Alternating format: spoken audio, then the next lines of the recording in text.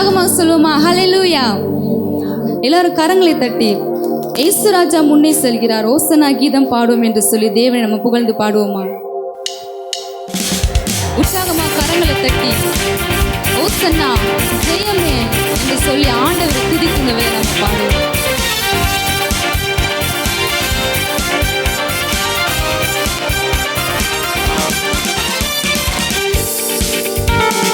இயேசு ராஜா முன்னே செல்கிறார், ஓசன்னா கீதம் பாடுவோம். இயேசு ராஜா முன்னே செல்கிறார், ஓசன்னா கீதம் பாடுவோம். தேவன் சென்றிடுவோம், ஓசன்னா ஜெயமே, ஓசன்னா ஜெயமே, ஓசன்னா ஜெயம் நமக்கே, ஓசன்னா ஜெயம் நமக்கே, ஓசன்னா ஜெயம் நமக்கே, ஓசன்னா ஜெயம் நமக்கே.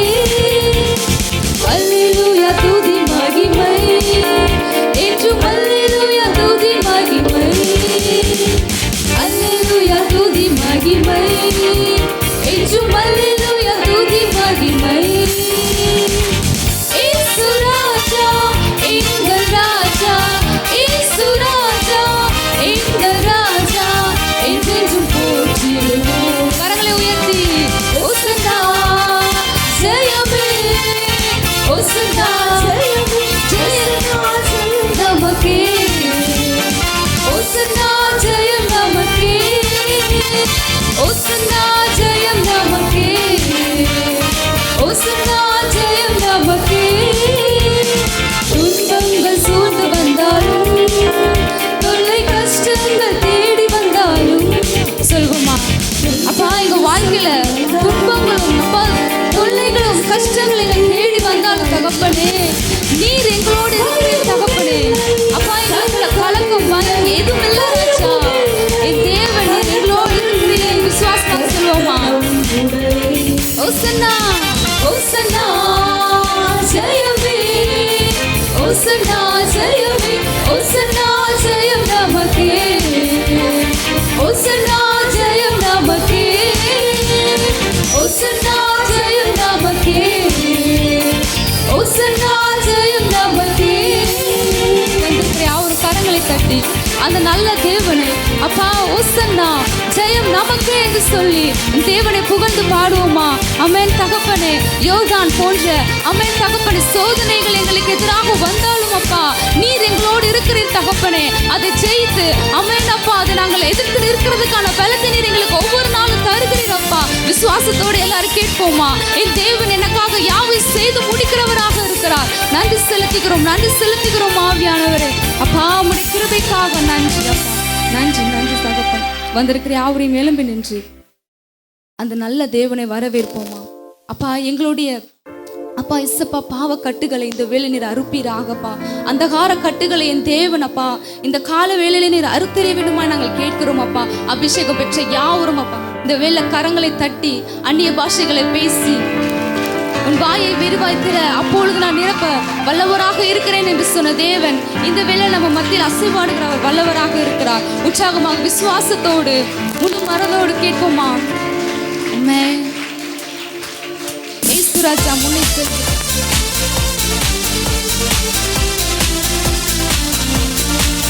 ஆமென். ராஜா வந்து விட்டார் என்று சொல்லி அவர் இந்த வேளை நம்ம கூப்பிடுவோமா? இயேசுராஜன் வந்து விட்டார் நாம் கூடும் இந்த இடத்திலே.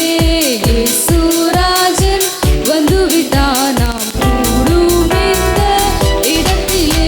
ஓசன்னா ஓசன்னா ஓசன்னா ஓசன்னா. இயேசுராஜன் வந்து விட்டார் நாம் கூடும் இந்த இடத்திலே.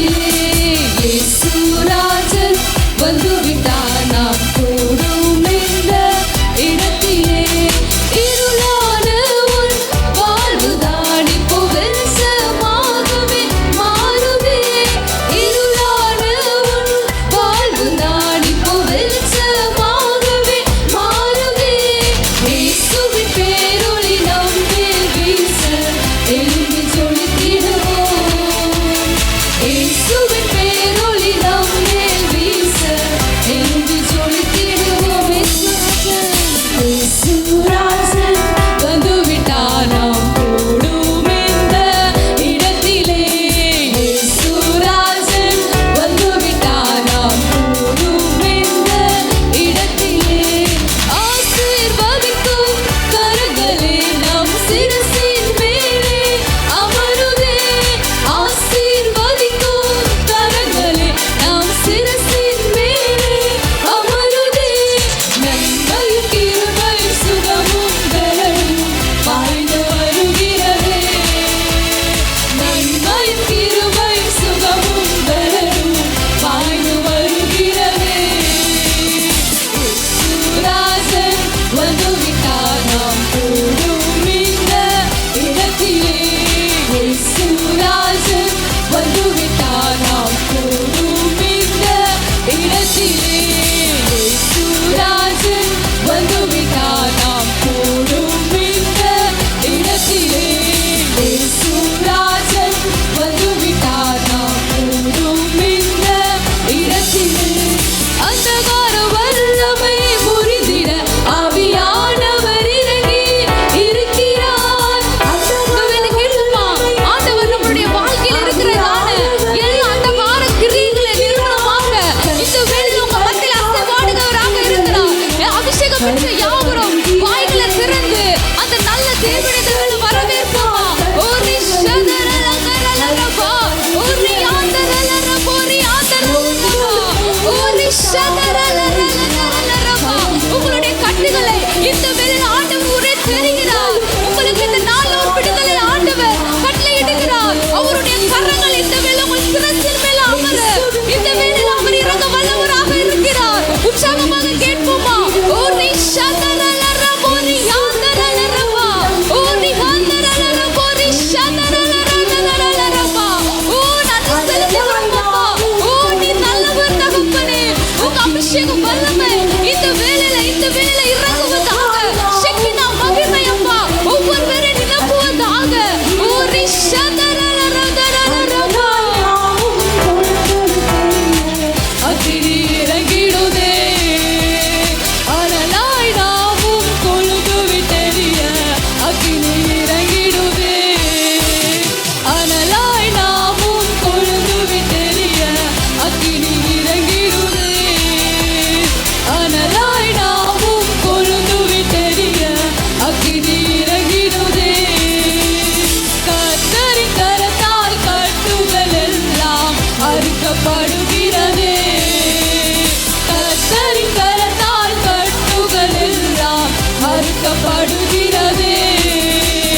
கர்த்தரின் கரத்தால் கட்டுகள் எல்லாம் அறுக்கப்படுகிறதே. கர்த்தரின் கரத்தால் கட்டுகள் எல்லாம் அறுக்கப்படுகிறதே. விசுவாசிக்கிற யாவரும் அப்பா இந்த மாதத்துல கொடுத்த வாக்குத்தத்தத்தின்படி ஒன்றும் உங்களை சேதப்படுத்த முடியாது. ஓ உங்கள் தேவன் உங்கள் பக்கத்தில் இருக்கிறார். உங்களுடைய வலது பக்கத்தில் இருக்கிறார். அவர் விசுவாசிக்கிற யாவரும் அவருடைய வல்லமையை பெற்றுக் கொள்ளுகிறவர்களாக இருக்கிறீர்கள். இந்த வேளையில் அவரை கேட்போமா?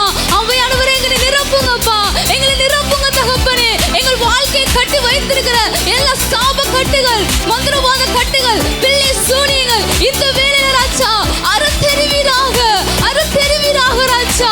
என் தேவனால் கூடாத காரியம் ஒன்றுமில்லை தகப்பனே. நீர் எங்களுக்கு ஒரு விடுதலை கொடுப்பீராக. ஓ கொடுப்பீராக தகப்பனே. இயேசுவே, இயேசுவே தாவீதின் குமாரனே, நீர் எங்களுக்கு இறங்குவீராக. எங்களுக்கு நீர் இறங்குவீராக தகப்பனே. ஓ நன்றி செலுத்துகிறோம் அப்பா. நன்றி தகப்பனே. ஆவியானவரே உம்முடைய அபிஷேகத்திற்காக நன்றி. ஆமென் அப்பா. நன்றி நன்றி நன்றி செலுத்துகிறோம் தகப்பனே. ஓ அப்பா நீர் எங்களை அப்பா நிரப்பின கிருபைக்காக நன்றி செலுத்துகிறோம் தகப்பனே. உற்சாகமாக யார் கரங்களை தட்டி அந்த நல்ல தேவனுக்கு நம்ம நன்றி செலுத்துவோமா? நன்றி அப்பா, நன்றி தகப்பனே, நன்றி ஆவியானவர். வந்திருக்கிற யாவரும் கரங்களை உயர்த்தி அப்பா நீர் யோசனையில் பெரியவர் தகப்பனே. அப்பா நாங்கள் எங்கள் வாழ்க்கையில் ராஜா அப்பா என்னென்ன திட்டங்களோ போட்டு வச்சிருப்போம் தகப்பனே. அப்பா எங்களுடைய சுயத்தின்படி நாங்கள் வாழ்ந்திருப்போம் ராஜா. ஆமென் நீர் தகப்பனே. அப்பா எங்களுடைய யோசனைகளை அப்பா தவிர அப்போ உம்முடைய யோசனை பெரியதாக இருக்குது ராஜா. அந்த வேளை கரங்களை உயர்த்தி யோசனையில் பெரியவரே என்று சொல்லி அவரை பாடுவோமா?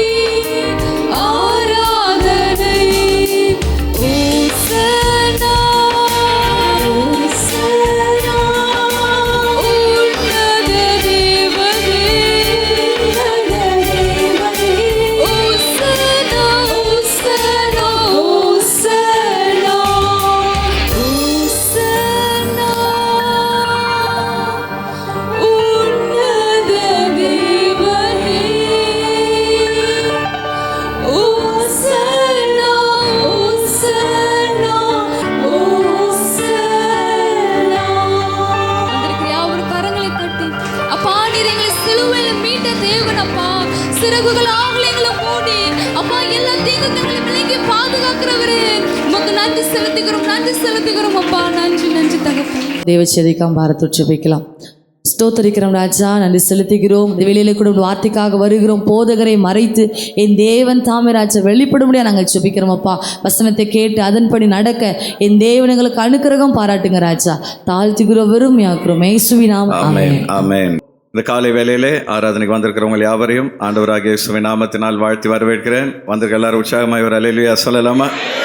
இந்த மாத வாக்குத்தத்தத்தை ஒருவர் பகிர்ந்து கொள்ளலாம்னு நினைக்கிறேன். கர்த்தர் இந்த மாதம் நமக்கு வல்லமையின் மாதமாய் கொடுத்திருக்கிறார். எல்லா அந்தகார வல்லமைகளையும் மேற்கொள்ள கர்த்தர் நமக்கு அதிகாரம் கொடுத்திருக்கிறார். பக்கத்தில் இருக்கிறவங்கள பார்த்து, பேயோ பிசாசோ மந்திரமோ மாந்திரிகமோ ஒன்றும் உங்களை சேதப்படுத்த மாட்டாது. எத்தனை பேர் இந்த வாக்குத்தத்தத்தை விசுவாசிக்கிறீர்கள்? ஆண்டவர் நம்மை பாதுகாக்கிற தேவனாக இருக்கிறார். ஹல்லேலூயா. சுமார் 2024 வருடங்களுக்கு முன்பு சரித்திரத்தில் இதே நாளிலே எருசலேமிலே பயங்கரமான ஒரு ஆரவாரம். என்னவென்று ஜனங்கள் ஓடி வந்து பார்க்கையிலே அங்கே கழுதையின் மீது ஒருவர் பவனி வந்து கொண்டிருந்தார். அங்கே இருக்கிற மக்கள் எல்லாம், இவர் யார், இவர் யார், இவரை சுற்றிலும் இவ்வளவு கூட்டம் இருக்கிறதே, மக்கள் எல்லாரும் ஆர்ப்பரிக்கிறார்களே, தாவீதின் குமாரனுக்கு ஓசன்னா என்று சொல்லி ஆர்ப்பரிக்கிறார்களே, இவர் யார் என்று கேட்டபொழுது ஒவ்வொருவரும் சொன்னாங்க, இவர் மோசே போல மிகப்பெரிய தீர்க்கதரிசி, இவர் அற்புதங்களை நடப்பிக்கிறார், போன வாரத்திலே லாசர் என்கிற ஒரு மனிதனை உயிரோடு கூட எழுப்பினார் என்று சொன்ன பொழுது எருசலேமே அவரை எதிர்கொண்டு வந்தது. முன்னடப்பாரும் பின்னடப்பாரும் தாவீதின் குமாரனே ஓசன்னா என்று சொல்லி அந்த இடத்தில் இயேசுவை வாழ்த்தினார்கள். இந்த கூட்டத்தின் மத்தியிலே இயேசுவை சுமந்து சென்ற கழுதை தலை நிமிர்ந்து கம்பீரமாய் அவரை சுமந்து கொண்டு சென்றது. அல்லேலூயா. இந்த குருத்தோலை ஞாயிறு அன்று எந்த செய்தியை நான் கொடுக்க வேண்டும் என்று தேவ சமூகத்தில் ஜெபித்த பொழுது இந்த கழுதை தான் ஞாபகத்துக்கு வந்தது. பொதுவாக இந்த கழுதை யாரும் கவனிக்க மாட்டாங்க. ஆனால் இன்றைக்கு அது எவ்வளவு பாக்கியம் பெற்ற ஒரு கழுதை என்பதை நாம் பார்க்க இருக்கிறோம். இந்த காலை வேளையிலே பாக்கியம் பெற்ற கழுதை என்கிற தலைப்பிலே கர்த்தருடைய வார்த்தை உங்களோடு கூட பகிர்ந்து கொள்ள விரும்புகிறேன். த பிளஸட் டாங்கி, பாக்கியம் பெற்ற, ஆசீர்வாதம் பெற்ற கழுதை. இந்த கழுதையை குறித்து மத்தேயு 21வது அதிகாரத்திலே நாம் பார்க்க முடியும். Matthew chapter 21 verses 1 to 5. மத்தேயு 21வது அதிகாரம் 1 முதல் 5 வசனங்கள் வரை. 1வது வசனம், அவர்கள் எருசலேமுக்கு சமீபமாய் சேர்ந்து ஒலிவமலைக்கு அருகான பெத்பகேக்கு வந்தபோது இயேசுவானவர் சீஷரில் 2 பேரை நோக்கி, உங்களுக்கு எதிரே இருக்கிற கிராமத்துக்கு போங்கள், போன உடனே அங்கே ஒரு கழுதையையும் அதனோட ஒரு குட்டியையும் கட்டியிருக்க காண்பீர்கள், அவைகளை அவிழ்த்து என்னிடத்தில் கொண்டு வாருங்கள். ஒருவன் உங்களுக்கு ஏதாகிலும் சொன்னால் இவைகள் ஆண்டவருக்கு வேண்டும் என்று சொல்லுங்கள், உடனே அவைகளை அனுப்பிவிடுவான் என்று சொல்லி அவர்களை அனுப்பினார். இதோ உன் ராஜா சாந்த குணம் உள்ளவராய் கழுதையின் மேலும் கழுதை குட்டியாகிய மரியின் மேலும் ஏறிக்கொண்டு உன்னிடத்தில் வருகிறார் என்று சீயோன் குமாரத்திக்கு சொல்லுங்கள் என்று தீர்க்கதரிசியினால் உரைக்கப்பட்டது நிறைவேறும்படி இதெல்லாம் நடந்தது. ஹல்லேலூயா. 2வது வசனம் தான் நமக்கு ஆதார வசனம். என்னோடு சேர்ந்து எல்லோரும் வாசியுங்கள். உங்களுக்கு எதிரே இருக்கிற கிராமத்துக்கு போங்கள், போன உடனே அங்கே ஒரு கழுதையையும் அதனோடு ஒரு குட்டியையும் கட்டியிருக்க காண்பீர்கள், அவைகளை அவிழ்த்து என்னிடத்தில் கொண்டு வாருங்கள். அன்பான தேவ பிள்ளைகளே, இந்த கழுதையின் வாழ்க்கையிலே 3 நிலைகளை அது கடந்து வருகிறதை நாம் பார்க்கிறோம். நம்முடைய வாழ்க்கையிலும் பின்வருகிற இந்த 3 நிலைகளை நாம் கடந்து வரும்பொழுது தேவனால் நாம் உயர்த்தப்பட முடியும். முதலாவது, இந்த கழுதை இருந்த நிலை என்ன அப்படின்னு பார்த்தீங்கன்னா, இது பரிதாபத்துக்குரிய ஒரு கழுதையாய் காணப்பட்டது. It was a pathetic donkey. ஏன் கழுதைகள் பரிதாபத்துக்கு உரியவைகள் என்று பார்க்கும் பொழுது யாத்திராகமம் 13வது அதிகாரம் 13வது வசனத்திலே ஒரு பிரமாணத்தை கர்த்தர் கொடுத்திருந்தார் இஸ்ரவேல் மக்களுக்கு. வாசிக்க தெரிந்த எல்லோரும் அந்த வசனத்தை வாசிங்க பார்க்கலாம். கழுதையின் தலையீற்றை எல்லாம், கழுதையின் தலையீற்று, ஒரு கழுதை குட்டி, அதாவது முதல் பிறக்கிற கழுதை குட்டி எல்லாம் என்ன செய்யப்பட வேண்டும்? ஒரு ஆட்டுக்குட்டியால் மீட்டுக் கொள்வாயாக. ஒரு ஆட்டுக்குட்டியால் மீட்டுக் கொள்ளப்பட வேண்டும். மீட்காவிட்டால், அந்த கழுதை குட்டி, முதலாவது பிறந்த தலைச்சான் கழுதை குட்டி மீட்கப்படாவிட்டால் அதன் கழுத்தை முறித்து போடு, அதன் கழுத்தை முறித்து போடு.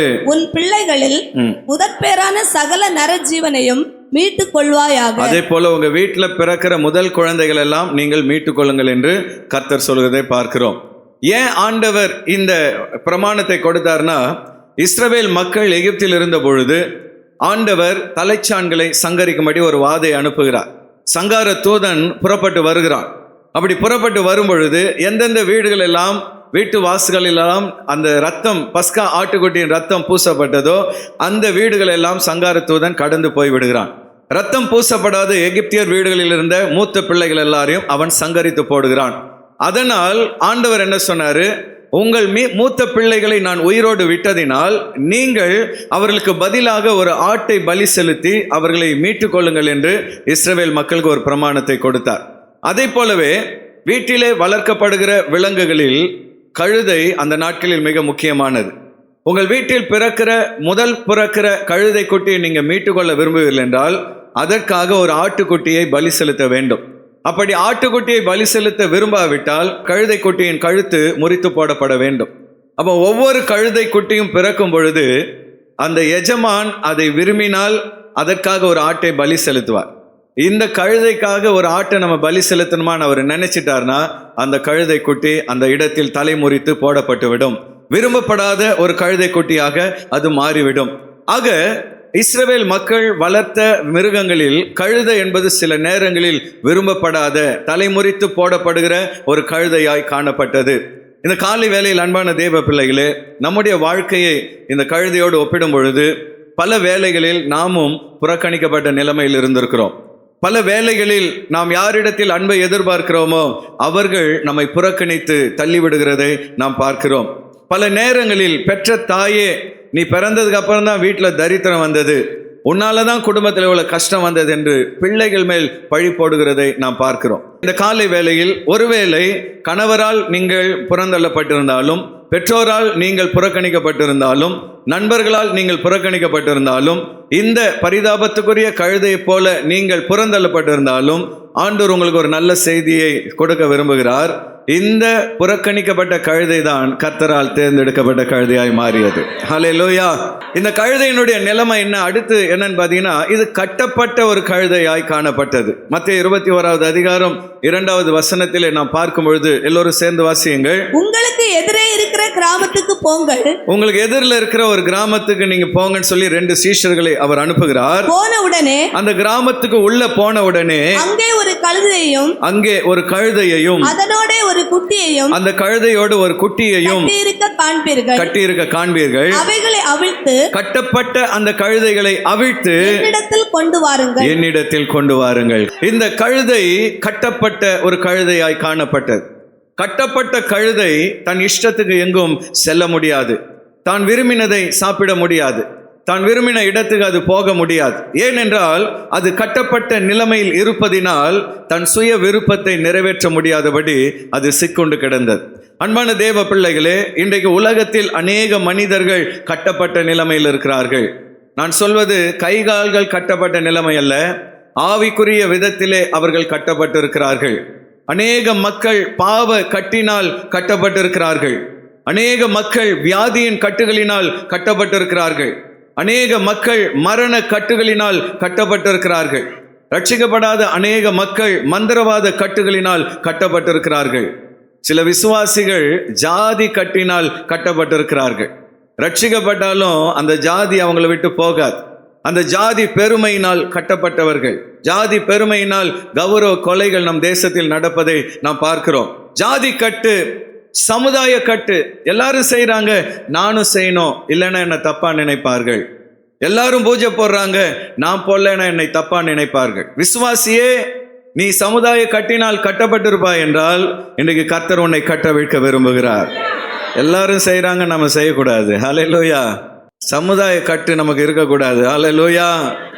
சாப கட்டு, தலைமுறையாக சாபம், தாத்தா காலத்துல இருந்து பேர பிள்ளை வரைக்கும் சாப கட்டினால் கட்டப்பட்டிருக்கிற அநேகர் உண்டு. இன்னும் ஒரு சிலர் கசப்பின் பிச்சின் கட்டிலே கட்டப்பட்டவர்கள் ஒரு சிலர் இங்கே உண்டு. மனசுல கசப்பு, வைராக்கியம், கடந்த காலத்திலே நடந்த நிகழ்வுகளினால் மன்னிக்க முடியாத வைராக்கியங்கள், கசப்பினால் கட்டப்பட்டவர்கள் அநேகர் இங்கு இருக்கிறீர்கள். இப்படிப்பட்ட கட்டுகளிலிருந்து உங்களை அவிழ்க்கத்தான் இயேசு கிறிஸ்து இந்த பூமியில் வந்தார். கையில் வைத்து ஒரு அல்லேலூயா சொல்லலாமா? சில நேரத்தில் ரட்சிக்கப்பட்ட பின்பும் சரீரத்தில் சில கட்டுகளை பிசாசு வைப்பான். நீங்கள் தீராத பயங்கரமான பேக் பெயின் இருக்கும், சில நேரங்களில் தீராத வயிற்று வலி, தலைவலி. டாக்டர்கிட்ட போய் செக் பண்ணி பார்த்தீங்கன்னா எல்லாம் நார்மல்மா, ஒன்றுமே பிரச்சனை இல்லைன்னுவார். ஆனால் உங்கள் வலி உங்களுக்கு தான் தெரியும். ஒரு டாக்டர் எல்லாம் நார்மல், உங்களுக்கு பிரச்சனை இல்லை என்று சொன்னால் நீங்கள் புரிந்து கொள்ளணும், அது ஆவிக்குரிய பிரச்சனை என்பதை அறிந்து கொள்ள வேண்டும். It is a spiritual problem, spiritual warfare. உன் குடும்பத்திலே பிசாசு ஆண்டவரிடத்தில் நீ நெருங்க முடியாதபடி போராடி கொண்டிருக்கிறான். அப்படி என்றால் சரீரத்திலே வலி என்கிற கட்டுகள், சில குடும்பத்தில் அடிக்கடி வியாதி, கணவனுக்கு வியாதி வரும், ஹாஸ்பிட்டலில் போய் படுப்பார். அவர் வீட்டுக்கு வந்தோடனே மனைவி அடுத்து ஹாஸ்பிட்டலில் போய் படுப்பாங்க, அவங்க வந்தவுடனே அடுத்து பிள்ளைகள் போய் ஹாஸ்பிட்டலில் படுப்பாங்க. இப்படியே ரொட்டேஷன்லேயே வந்துட்டு இருக்கோம். இந்த வியாதியின் கட்டுகள், இந்த சத்ருவின் கட்டுகள் உன் வாழ்க்கையிலே கர்த்தரால் உடைக்கப்பட முடியும். ஹல்லேலூயா. எப்படி கட்டப்பட்ட அந்த கழுதை கட்டவிழ்க்கும்படி கர்த்தரால் அந்த இருவரை அனுப்பினாரோ, அதே போல் நம்மை கட்டவிழ்க்க கர்த்தர் வல்லமையுடையவராக இருக்கிறார். மூன்றாவதாக இந்த கழுதை நிலைமை என்னன்னு பார்த்தீங்கன்னா, இருவழி சந்தியில் இருந்த ஒரு கழுதை. ரெண்டு வழிக்கு முன்பாய் நிற்கிறது. வலதுபுறம் ஒரு வழி, இடதுபுறம் ஒரு வழி. எந்த வழியிலே போவது என்று அறியாமல் திகைத்து போய் அந்த கழுதை நின்று கொண்டிருந்தது. மார்க்கு 11வது அதிகாரம் 4வது வசனத்தில் நாம் பார்க்கிறோம். வாசிங்க பார்க்கலாம். அவர்கள் போய் அந்த இரண்டு சீஷர்களும் அந்த கிராமத்துக்கு போய் வெளியே இருவழி சந்தியில், ஒரு குறிப்பிட்ட வீட்டுக்கு வெளியிலே இருவழி சந்தியில் ஒரு வாசல் அருகே கட்டியிருந்த, அந்த வீட்டு வாசல் அருகே கட்டியிருந்த அந்த குட்டியை கண்டு, அந்த கழுதை குட்டியை கண்டு அதை அவிழ்த்தார்கள். அதை அவிழ்த்தார்கள். எங்க நின்றுட்டு இருந்ததா இந்த கழுதை? இருவழி சந்தி. இருவழி சந்தினா என்ன? ஒரு இடத்துல வழி ரெண்டா பிரியும். இடது பக்கம் ஒரு வழி, வலது பக்கம் ஒரு வழி. சில நேரங்களில் நீங்கள் அந்த இடத்துல போர்டு இல்லைன்னா, ஒரு கிராமத்துக்குள்ளே நுழையிறீங்க, ரெண்டு வழி இருக்கிறது, எந்த பக்கம் போகணும்னு தெரியலன்னா திகைத்து போய் நிற்பீர்கள். இப்போ தான் கூகுள்லாம் வந்து விட்டது. கூகுள் வர்றதுக்கு முன்னாடியெல்லாம் பார்த்தீங்கன்னா யாரையாவது வழி கேட்கணும், அங்கே ஆள் இல்லைன்னா ஆள் வர்ற வரைக்கும் வெயிட் பண்ணணும். யாரும் வரலன்னு சொல்லி நம்ம ஏதாவது ஒரு வழியை தேர்ந்தெடுத்தோம்னா தவறான வழியில் போய் விடுவோம். அப்போ இருவழி சந்தியிலே நிற்கிற ஒரு மனிதன் எந்த வழியிலே போக வேண்டும் என்று தெரியாமல் குழப்பத்தில் இருப்பான். இந்த கழுதை நிலைமை அப்படிதான் இருந்தது. இரண்டு வழிகளில் நடுவில் நின்று கொண்டிருந்தது. எந்த பக்கம் போக வேண்டும் என்று அறியாத ஒரு கழுதையாய் காணப்பட்டது. இன்னைக்கு அன்பான தேவ பிள்ளைகளே, ஆண்டவர் சொல்றாரு, உலகத்தில் இரண்டு வழிகள் இருக்கிறது. ஹல்லேலூயா. ஒன்று பெரும் பாதை, அது பார்ப்பதற்கு ஒரு பெரிய அழகான பெரும் பாதை. இன்னொன்று அதன் அருகிலே குறுகலான ஒரு பாதை, ஒரு சின்ன பாதை. அநேக மக்கள் என்ன நினைக்கிறாங்க, இந்த பெரும் பாதையில் போனால் நாம் போக வேண்டிய இடத்துக்கு போய்விடலாம் என்று அதில் ஓடிக்கொண்டிருக்கிறார்கள். ஆனால் அந்த பெரும் பாதையின் முடிவிலே பாதாளம் காணப்படுகிறது. ஆனால் குறுகலான பாதையை அநேகர் விரும்புவதில்லை. இது ரொம்ப குறுகலா இருக்கு, இது எங்க போகுமோ தெரியவில்லை என்று சொல்லி அந்த பாதையை அநேக தவிர்த்து விடுகிறார்கள். ஆனால் ஒரு சிலர் அந்த பாதையை கண்டுபிடித்து உள்ளே போகிறார்கள். அது பரதீசுக்கு கொண்டு செல்கிற பாதை. மிக அன்பான தேவ பிள்ளையே, இந்த இரண்டு பாதைகள் மனிதனுக்கு முன்பாய் வைக்கப்பட்டிருக்கிறது. நமக்கு முன்பாகவும் இரண்டு பாதைகள் இருக்கிறது. ஆனால் நீங்களும் நானும் குறுகலான பாதையை தேர்ந்தெடுத்து உள்ளே வந்திருக்கிறோம். அப்போ அன்பான தேவ பிள்ளைகளே, இந்த கழுதை இருவழிச்சாலையிலே கொண்டு கட்டப்பட்டிருந்த நிலைமையில் எங்கு போவது என்று தெரியாமல் இருவழிச்சந்தையில் அது இருந்த வேளையில் அதை வழி நடத்தும்படி இயேசுவின் சீஷர்கள் அந்த இடத்தில் வந்தார்கள். ஹல்லேலூயா. இரண்டு பேர் அந்த கழுதையை கட்டவிழ்த்தார்கள். கட்டவிழ்க்கப்பட்ட அந்த கழுதையை இயேசுவிடத்தில் கொண்டு வந்தார்கள். ஆமென். இன்றைக்கு நீங்களும் நானும் இந்த வேலையை தான் செய்கிறோம். உலகமெங்கும் நாம் போய் சுவிசேஷத்தை அறிவிக்கிறோம். அங்கங்கே கட்டப்பட்ட மக்கள், எங்களுக்கு விடுதலை வேண்டும் என்று விரும்பி கேட்கிற மக்களை நாம் கட்டவிழ்க்கிறோம். அவர்களுக்கு வியாதிகள் சுகமாக ஜெபிக்கிறோம். பிசாசின் கட்டுகள் மாறும்படியாக அவர்களுக்காக நாம் போராடுகிறோம். அவர்களை ஆண்டவர் இயேசுவிடத்தில் கொண்டு வருகிறோம். அவர்கள் ஆசீர்வதிக்கப்பட்ட மக்களாய் மாறுகிறார்கள். இன்னைக்கு மனிதனை மாற்ற வல்லமையுடைய தேவன் இயேசு கிறிஸ்து ஒருவர் மாத்திரமே. கட்டுகளை உடைக்கிறவர் அவர் ஒருவர் மாத்திரமே. அமெரிக்காவிலே 1895 வருடம் ஒரு வாலிப பையன் ரொம்ப கவலையில் இருந்தான். ஏனென்றால் அவனுடைய தகப்பன், நான் பிஸ்னஸ்க்காக ஊருக்கு போகிறேன்னு சொன்னவர் திரும்பி வரவே இல்லை. அவனுடைய தாயும் அவனை கைவிட்டு விட்டு நான் படிக்க போகிறேன்னு சொல்லி அந்த அம்மாவும் சிட்டிக்குள்ளே போயிடுச்சு. தாத்தா அந்த வாலிப மகனை வளர்க்க துவங்குகிறார். இளம் வயதில் தாய் தகப்பன் அன்பு இல்லாததினால் அவர் போதை பழக்கத்துக்கு அடிமையாகி விடுகிறார். ஒரு 20 வருடங்கள் போதை பழக்கத்தில் அடிமையாகி அது நிமித்தம் சரீரத்திலே பலவிதமான வேதனைகள், சரீரத்திலே பலவீனங்கள், அப்போ அவர் ஒரு திருமணத்தை செய்கிறார். குடும்ப வாழ்க்கையில பிரச்சனை. குடிகார கணவனை கொண்டிருக்கிற மனைவியின் நிலைமை ரொம்ப பரிதாபம். போராட்டமான ஒரு வாழ்க்கை. அப்போ இவருக்கே தெரியுது, இந்த குடி பழக்கத்தினால் என்னை நம்பி வந்த ஒரு பெண்ணும் வேதனைப்படுகிறாளே, இந்த பழக்கத்திலிருந்து எனக்கு ஒரு விடுதலை கிடைக்காத என்று அவர் ஏங்கின பொழுது ஒரு ஊழியர் அவருக்கு சுவிசேஷத்தை அறிவித்தார். அல்லேலூயா. உடனடியாக அவர் தன்னுடைய அறைக்கு போய் கதவை மூடி, கடவுள் என்று ஒருவர் இருந்தால் இந்த குடி பழக்கத்திலிருந்து என்னை விடுவிக்க வேண்டும், எனக்கு தரிசனமாக வேண்டும், என் வாழ்க்கையை மாற்ற வேண்டும் என்று அவர் கதறி அழுத பொழுது ஆண்டவர் இயேசு அந்த இடத்தில் அவருக்கு தரிசனமானார். ஹல்லேலூயா.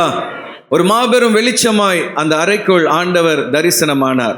உடனடியாக அந்த மனிதன் முழங்கால் படியிட்டு, இயேசுவே என் வாழ்க்கையை மாற்றும், நானும் கஷ்டப்படுறேன், இந்த குடி பழக்கத்தினால் என் மனைவி பிள்ளைகளும் வேதனைப்படுகிறார்கள், என்னை மாற்றும் என்று ஒப்பு கொடுத்தார். ஒரு நொடி பொழுதில் அவருடைய வாழ்க்கையை கர்த்தர் மாற்றினார். ஆண்டவர் குடிகாரங்களை சந்திச்சார்னா ஒரு நொடியில மாத்திடுவார். அல்லேலூயா. நாம செய்ய வேண்டியதெல்லாம் அவங்களுக்கு தொடர்ந்து சுவிசேஷத்தை சொல்லிட்டே இருக்கணும். தொடர்ந்து அவங்களுக்காக முழங்கால் படியிட்டு உபவாசித்து ஜெபம் பண்ணிட்டே இருக்கணும். அவங்க ஒரு காலத்தில் இயேசுவே என்று அவரை கூப்பிடும் பொழுது கர்த்தர் அவர்கள் வாழ்க்கையில் ஒரு பெரிய மாற்றத்தை கொண்டு வருவார். இயேசுவால் மாற்ற முடியாதவர்கள் என்று உலகத்தில் ஒருவரும் இல்லை. ஆமென். அப்போ அந்த வாழ்க்கை மாறின உடனே அவர் தன் வாழ்க்கையின் அனுபவங்களை வைத்து ஆல்கஹாலிக் அனாமிஸ் என்கிற ஒரு புத்தகத்தை எழுதினார்.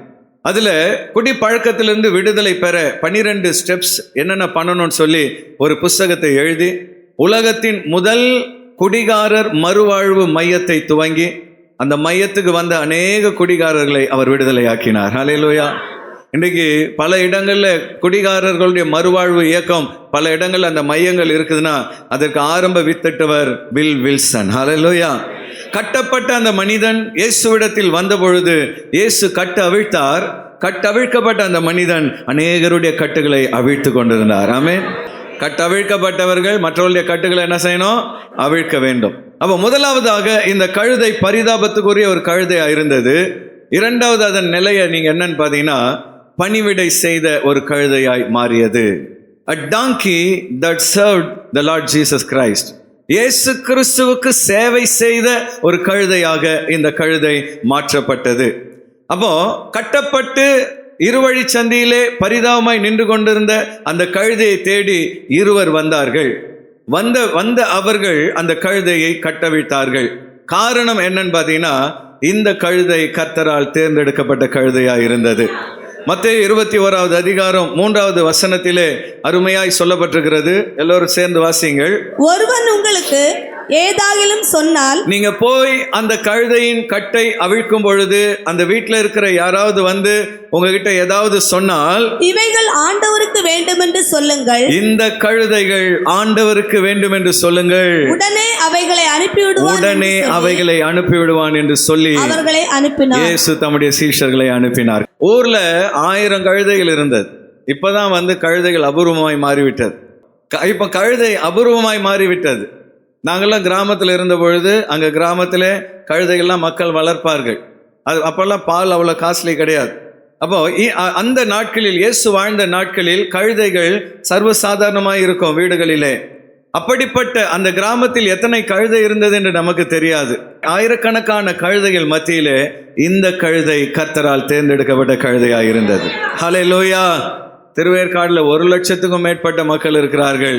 உங்களை என்னையும் தான் கர்த்தர் தேர்ந்தெடுத்திருக்கிறார். ஆமென். ஹல்லேலூயா.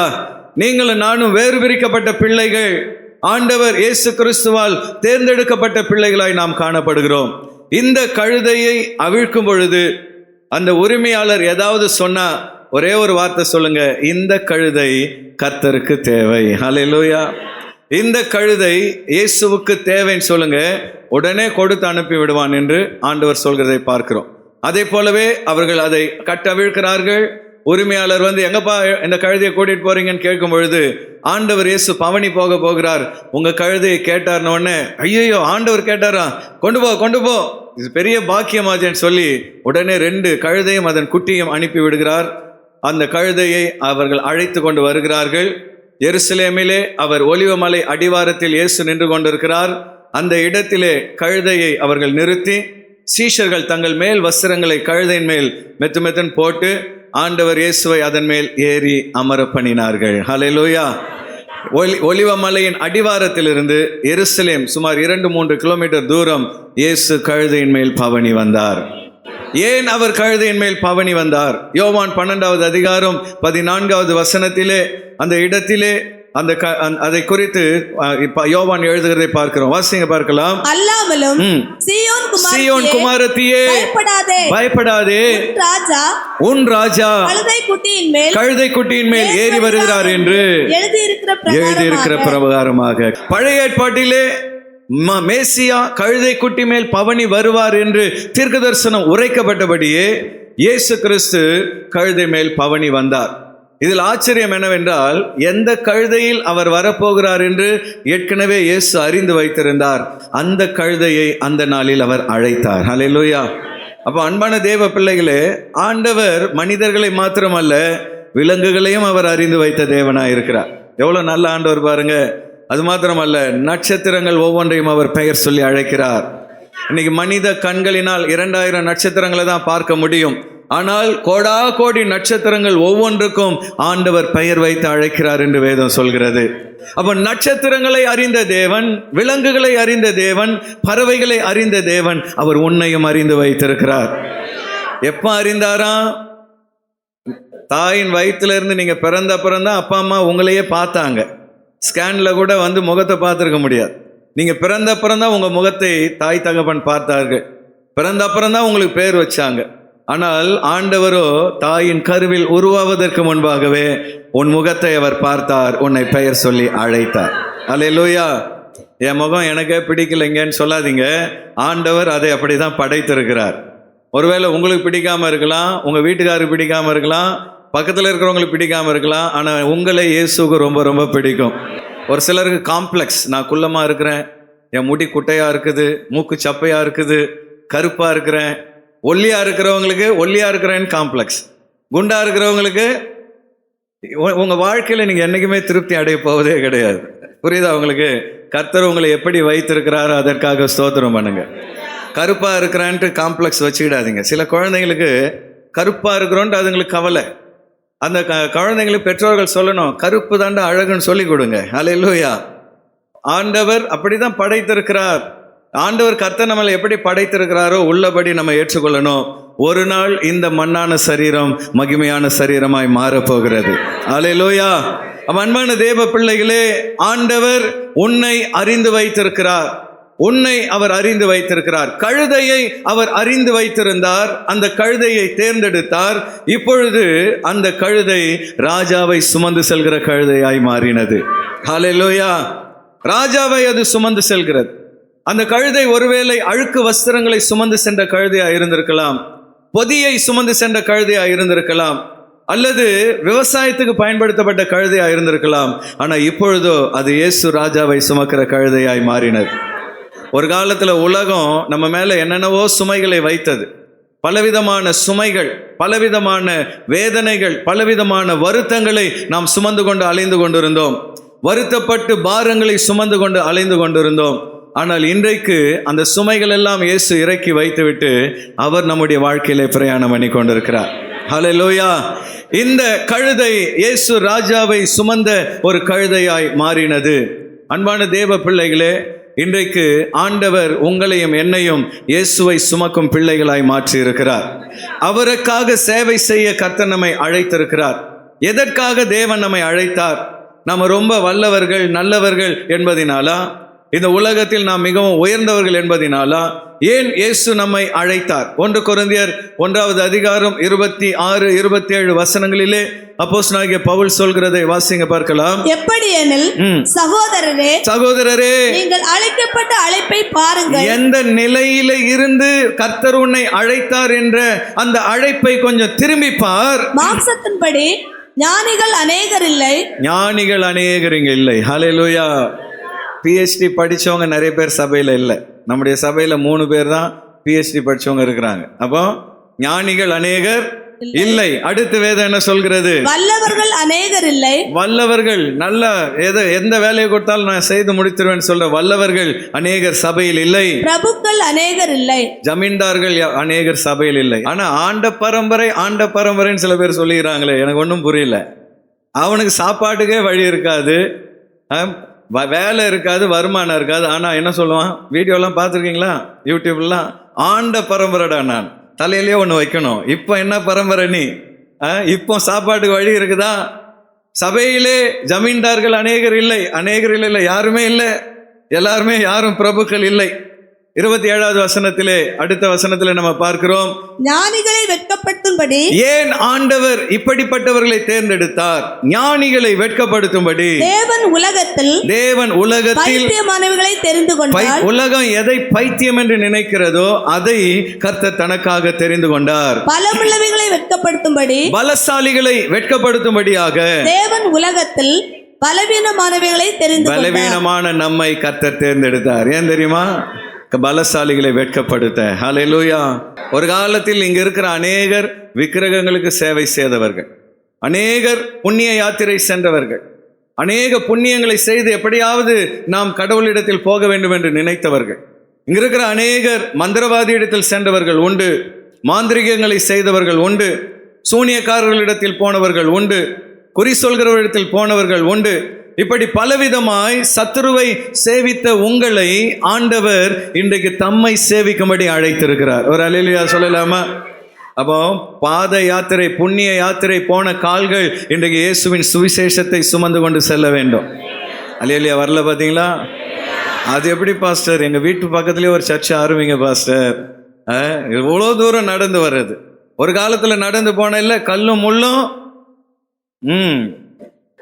இப்போ சபைக்கு வர்றதுக்கு அவ்வளோ கஷ்டமாக இருக்குது. பாஸ்டர் வண்டி அனுப்புவீங்களா?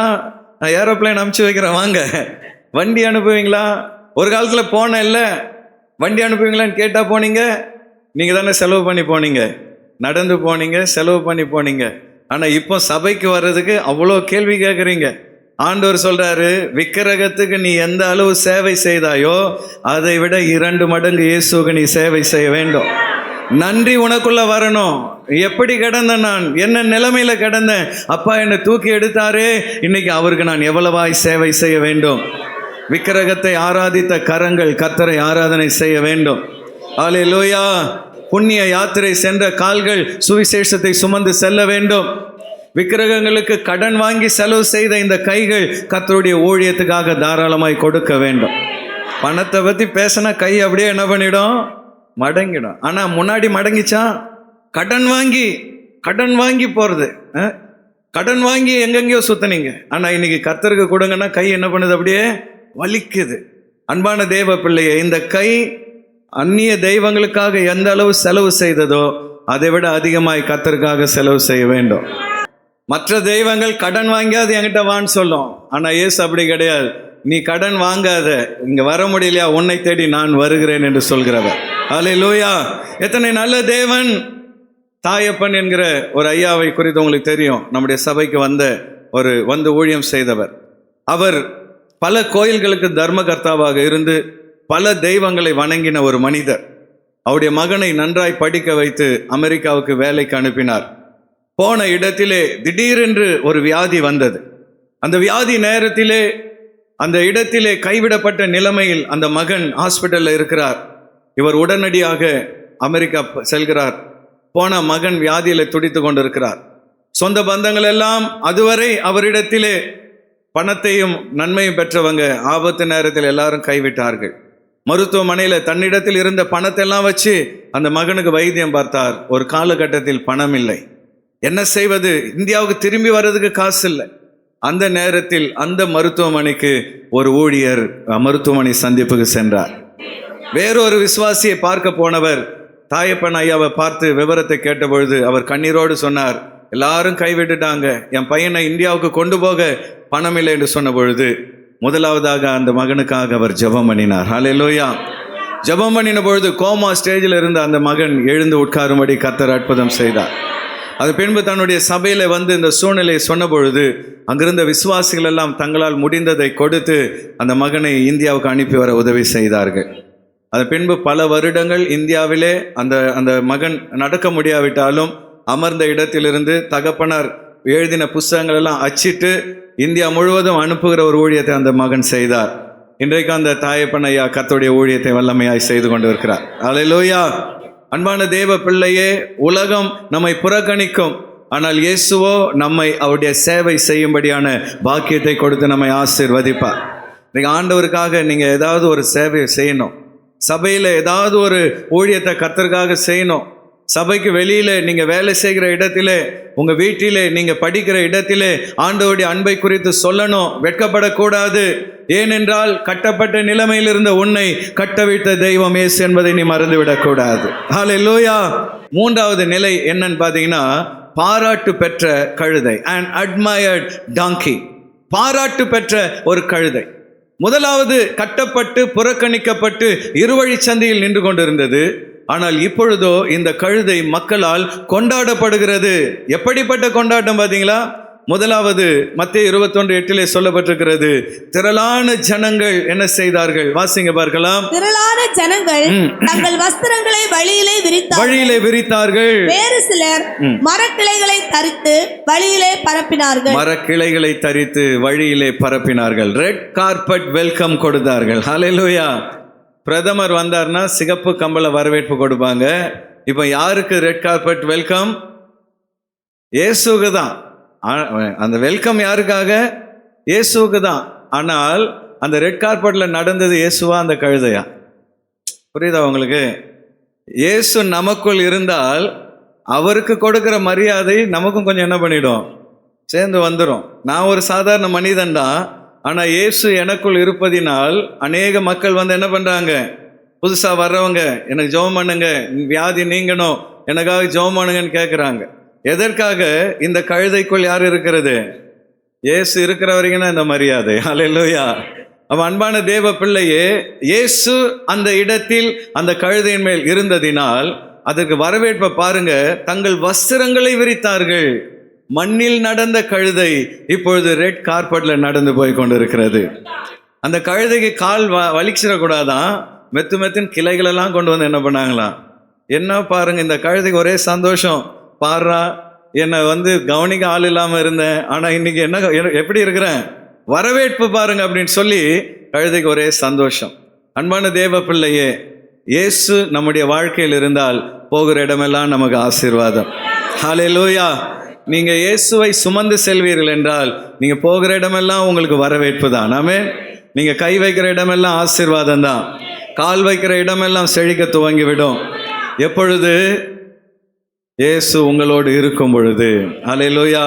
அது மாத்திரமல்ல, அவரை வரவேற்கும்படி, அந்த கழுதையை வரவேற்கும்படி ஒரு கூட்டம் எதிர்கொண்டு வந்தது. யோவான் 12:13 பார்ப்போம் என்றால் அங்கே சொல்லப்பட்டிருக்கிறது, குருத்தோலைகளை பிடித்துக் கொண்டு அவருக்கு எதிர்கொண்டு போகும்படி, இயேசுவுக்கு எதிர்கொண்டு போகும்படி புறப்பட்டு, ஓசன்னா ஓசன்னா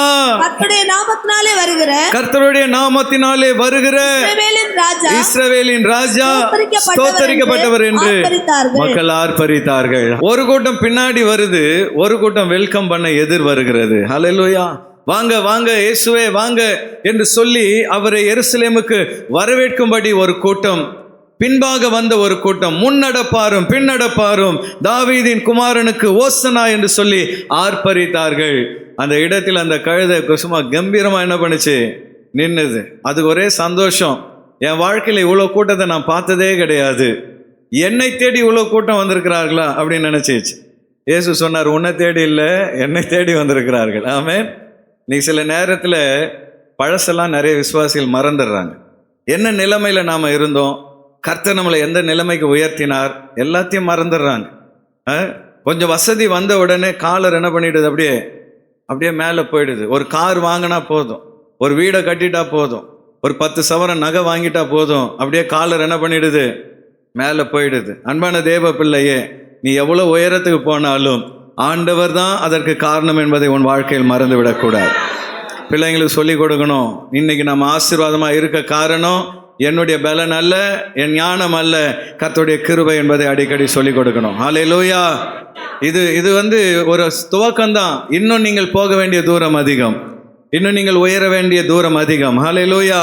நினையாத உயரத்தில் கர்த்தர் உங்கள் ஒவ்வொருவரையும் கொண்டு போய் வைப்பார். எந்த உயரத்துக்கு சென்றாலும் எங்கிருந்து நாம் நம்முடைய பிரயாணத்தை துவங்கினோம் என்பதை மறந்துவிடக்கூடாது. அப்போ எதிர்கொண்டு வந்து மக்கள் வரவேற்கிறார்கள். ஒருபுறம் சிவப்பு கம்பள வரவேற்பு, அப்படி பலத்த வரவேற்பு இந்த கழுதை பெற்றது. எல்லாவற்றை விட விசேஷம் என்னன்னா, இந்த பெயர் அறியப்படாத கழுதை வேதத்தில் எழுதப்பட்டு விட்டது. ஹல்லேலூயா. நம்ம பேர் பைபிள்ல இருக்குதா? நம்ம பேர் கிடையாது, கழுதை பேர் இருக்குது பாருங்க. அது பேர் இல்லை, ஆனா அந்த கழுதை பைபிள்ல இடம்பெற்று விட்டது. எவ்வளவு பாக்கியமான கழுதை பாருங்க. அந்த இடத்திலே மத்தேயு 21:2 சொல்லப்பட்டிருக்கிறது. எல்லோரும் சேர்ந்து வாசியுங்கள். உங்களுக்கு எதிரே இருக்கிற கிராமத்துக்கு போங்கள். போன உடனே அங்கே ஒரு கழுதையையும் அதனோட ஒரு குட்டியையும் கட்டியிருக்க காண்பீர்கள். அவைகளை அவிழ்த்து என்னிடத்தில் கொண்டு வாருங்கள். ஆமென். இங்க கழுதையும் கழுதை குட்டி ரெண்டுமே வருது. இயேசு கழுதையின் மேல் பவனி சென்றார், குட்டி அது அவர் அருகில் நடந்து வந்தது. இந்த கழுதையும் அதன் குட்டியும் அங்கே கட்டியிருக்க காண்பீர்கள் என்று இயேசு சொல்கிறார். பாருங்க, இந்த கழுதை, பெயர் சொல்லப்படாத இந்த கழுதை வேதத்திலே பதிவிடப்பட்டு விட்டது. எங்கோ ஒரு கிராமத்திலே பெயர் அறியப்படாமல் இருந்த இந்த கழுதை இப்பொழுது ஊர் அறிந்த கழுதையாக, உலகம் அறிந்த கழுதையாய் மாறிவிட்டது. 2024 வருஷம் கழிச்சு அந்த கழுதையை பற்றி இன்னைக்கு நான் பேசிட்டு இருக்கிறேன். எவ்வளோ பாக்கியமான கழுதை பாருங்க. அன்பான தேவ பிள்ளையே, நீங்க ஒரு காலத்தில் ஒருவரும் அறியாமல் நீங்கள் இருந்திருக்கலாம், ஒருவரும் பெயர் அறியப்படாத ஒரு நிலைமையில நீங்க இருந்திருக்கலாம். ஆனால் கர்த்தர் உன் பெயரை பெருமைப்படுத்துவேன் என்று வாக்களித்திருக்கிறார். ஹல்லேலூயா. எந்த உறவினர்கள் உன்னை புறக்கணித்தார்களோ, எந்த சொந்த பந்தங்கள் உன்னை வேண்டாம் என்று சொன்னார்களோ, அவர்கள் மத்தியிலே கர்த்தர் உன்னை கனம் பண்ணுவார். ஹல்லேலூயா. அவர்கள் மத்தியிலே தேவன் உன்னை உயர்த்துவார். ஆமென். அவர்கள் ஒரு நாள் உன்னை தேடி வரும்படி கர்த்தர் உன்னை ஆசீர்வதிப்பார். அவர் ஒருவரே எவரையும் உயர்த்த வல்லமையுடைய தேவனாக இருக்கிறார். அவர் ஒருவர் தான் சகலத்தையும் உயர்த்த வல்லமையுடைய தேவனாக இருக்கிறார். அல்லேலூயா. திருவள்ளூர் அருகில் ஒரு கிராமத்தில் சேகர் என்கிற ஒரு வாலிபன் இருந்தார். அவர் பிறக்கும் பொழுதே அவர் போலியோவினால் அட்டாக் ஆகி ஒரு கால் அவருக்கு செயலிழந்து விட்டது. அப்போ படிக்கிற நாட்களில் அவருடைய தகப்பனாரும் குடியின் நிமித்தம் குடி அதிகமாகி ஒரு கிணத்துல விழுந்து செத்து போய்விட்டார். அவருடைய தாய் பிள்ளைகளை வளர்க்க வழி இல்லாமல் கிராமத்தில் விறகுகளை பொறுக்கி அந்த விறகுகளை விற்று வருகிற காசிலே ஒருவேளை உணவு கொடுப்பார்கள். 10வது வரை எப்படியோ படித்து விட்ட அவர் அதற்கு மேலே வேலை போகலாம் என்று சென்னைக்கு வந்தார். ஒரு ஹோட்டலில் வேலைக்கு சேர்ந்தார். அப்போ மற்ற சர்வர்லாம் வேகமாக வேலை செய்வாங்க, இவருக்கு கால் போலியோனால வேகமாக செய்ய முடியாது. ஒரு நாள் அந்த ஓனர் கூப்பிட்டு சொன்னார், டே நீ எதுக்குமே லாய்க்கு இல்லை, பேசாம ஊருக்கு போடான்னு சொல்லி அனுப்பிவிட்டார். வேதனையோடு அவர் கிராமத்துக்கு வந்தார். நமக்கு இந்த உலகத்தில் தகப்பன் இல்லை, தாயும் ஏழை தாய், காலம் இல்லை, போகிற இடத்துல வேலையும் இல்லை, ஏன் வாழ வேண்டும், ஊரில் இருக்கிற ஏரியில் போய் விழுந்து செத்து விடலாம் என்று அவர் அழுது கொண்டே போகிறார். அப்போ அந்த ஏரிக்கு அருகில் போகும்பொழுது அங்கே மாடு மேய்த்து கொண்டிருந்த ஒரு மனிதர் இவர் அழுதுகிட்டே போகிறத பார்த்து அவர் புரிஞ்சிட்டாரு, இவன் ஏரியில் விழுந்து சாக போகிறான். அந்த வாலிபனுடைய கரத்தை பிடித்து, ஏய் சேகர், நீ எதுக்கு சாகணும்னு சொல்லி போற, உன்னை வாழ வைக்க ஒரு தெய்வம் உண்டு, பக்கத்தில் ஒரு இயேசுநாதர் கோயில் இருக்கு, அங்கே போப்பான்னு சொல்லி அனுப்பி வைத்தார். அந்த ஆலயத்துக்கு அவர் சென்றார். அந்த ஊழியர் அவரை மகனைப் போல பாதுகாத்தார். தொடர்ந்து அவர் அந்த இடத்திலே தன்னை முழு நேர ஊழியத்துக்கு அர்ப்பணித்தார். அதன் பின்பு அவர் ஒரு காலகட்டத்தில் சுந்தர சோழவரத்துக்கு அனுப்பப்பட்டார். ஹல்லேலூயா. அந்த இடத்தில் பல பாடுகள் பட்டு இப்பொழுது அருமையான ஒரு ஊழியத்தை செய்கிறார். சேகர் என்பவர் வேறு யாரும் அல்ல, லூக்கா சேகர். ஹல்லேலூயா. நம்ம சர்ச்சுக்கு அவர் அவருடைய சாட்சியை சொல்லியிருக்கிறார். அப்போ அன்பான தேவ பிள்ளையே, இந்த பெயர் அறியப்படாத ஒரு மனிதர், புறக்கணிக்கப்பட்ட ஒரு மனிதர், ஆனால் இயேசுவை தேடி வந்த பொழுது இன்றைக்கு உலகம் அறிந்த ஒரு மனிதராய் கர்த்தர் அவரை வைத்திருக்கிறார். ஹல்லேலூயா.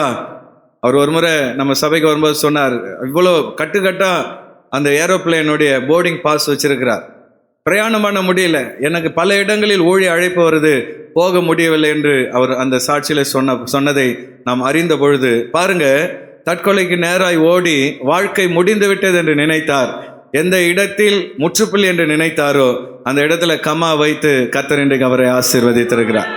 இதை போல ஆயிரக்கணக்கான சேகர்களை கர்த்தர் உயர்த்தி கொண்டிருக்கிறார். நம்மையும் கர்த்தர் உயர்த்துகிறார். அல்லேலூயா. இந்த காலை வேளையில் அன்பான தேவ பிள்ளையே, அந்த கழுதை இயேசுவை சுமந்து சென்றவரை அதற்கு ஆசீர்வாதம், உயர்வு. இன்னைக்கு நம்முடைய வாழ்க்கையில் எப்பொழுதெல்லாம் நம் வாழ்நாள் முழுவதும் இயேசு நம்மோடு கூட இருப்பார் என்றால் நம் வாழ்க்கையில் என்றென்றைக்கும் உயர்வு. ஹல்லேலூயா. வந்திருக்கு நாம் யாவரும் எழும்பி நின்று, ஆண்டவரே, இந்த காலை வேளையிலே என் வாழ்க்கையில் நீர் செய்த நன்மைகளுக்காக நன்றி அப்பா என்று சொல்லி கரங்களை தட்டி உள்ளத்தின் ஆழத்திலிருந்து எல்லாரும் அப்பாவை சோதரம் பண்ணுவோமா? கடந்த காலத்தை கொஞ்சம் திரும்பி பார் சகோதரனே.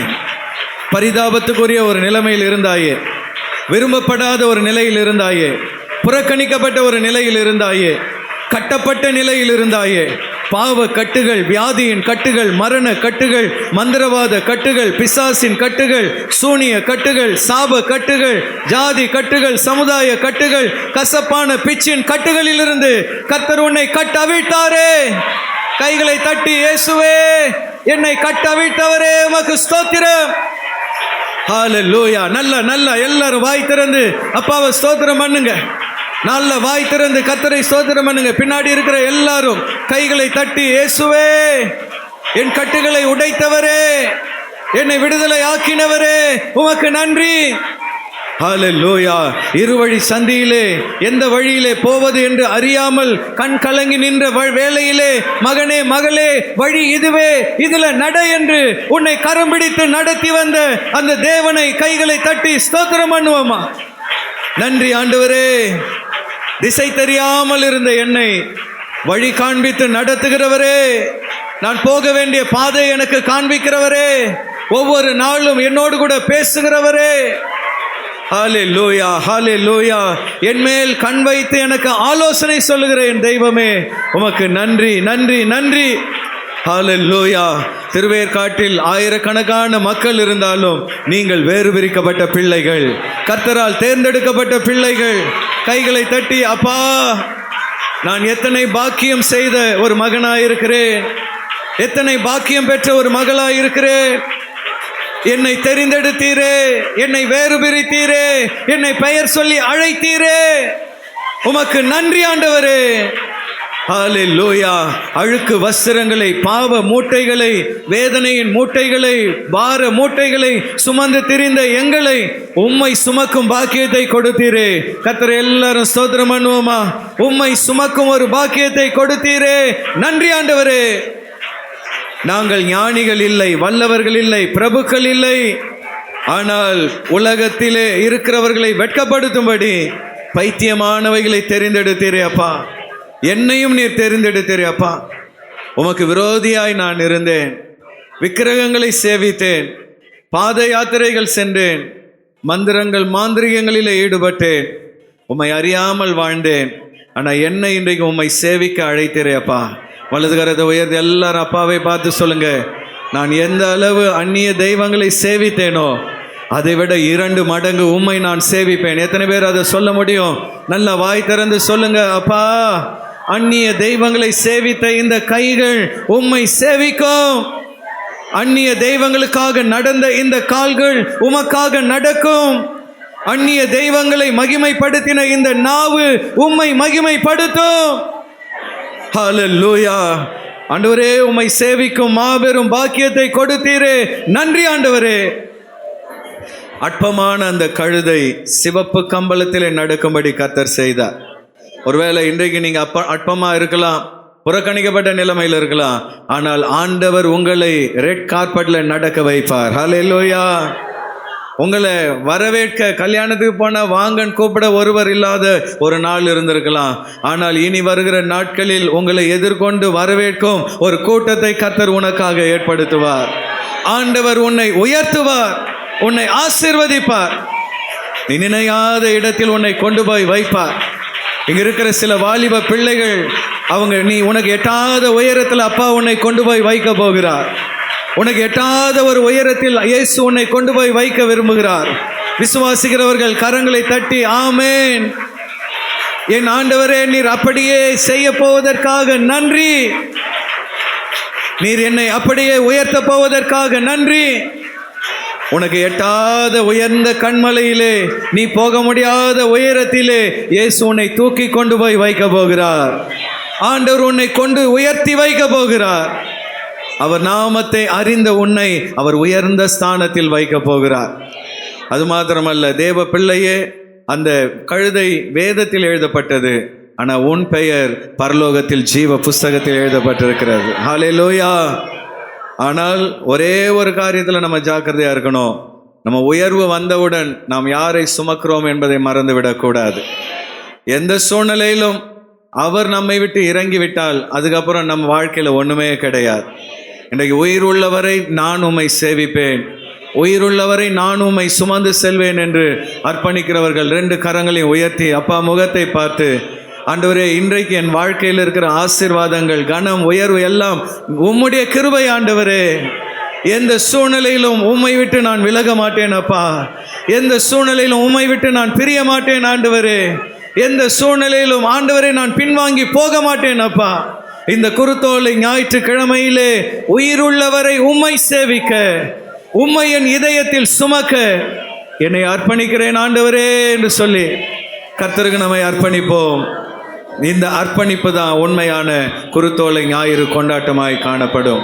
கண்களை மூடி நாம் யாவரும் ஜெபம் பண்ணுவோம். ஸ்தோத்தரிக்கிறோம் கர்த்தாவே, எங்களை அதிகமாய் நேசிக்கிற எங்கள் அன்பின் பரலோக ராஜா, இந்த காலை வேளையில் ஆண்டவரே உம்முடைய தாசர் மூலமாக நீர் எங்களோடு இடைப்பட்டு உம்முடைய வேத வார்த்தைகளுக்காக நன்றி செலுத்துகிறோம். இந்த குருத்தோலை ஞாயிறில் ஆண்டவரே இயேசுவே அந்த கழுதை நீர் எப்படி தெரிந்தெடுத்து ஆண்டவரே நீர் பயன்படுத்தினது போல எங்களை நீர் தெரிந்தெடுத்திருக்கிறீர். அதுக்காக நன்றி கர்த்தர். உமக்காக நாங்கள் பிரயாசப்படுகிறவர்களாக எங்களை மாற்றுவீராக தகப்பனே.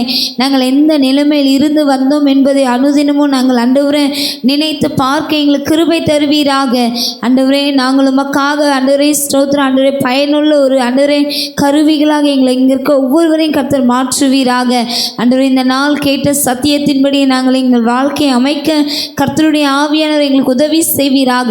உம்முடைய சமூகத்தில் இந்த வார்த்தைக்கு ஆண்டவரே எங்களை அர்ப்பணிக்கிறோம். கர்த்தருடைய ஆவியானவர் எங்களை வழி நடத்துங்க, பெரிய காரியங்களை செய்வீராக. இயேசு கிறிஸ்து மூலம் ஜெபிக்கிறேன் நல்ல பிதாவே, ஆமென்.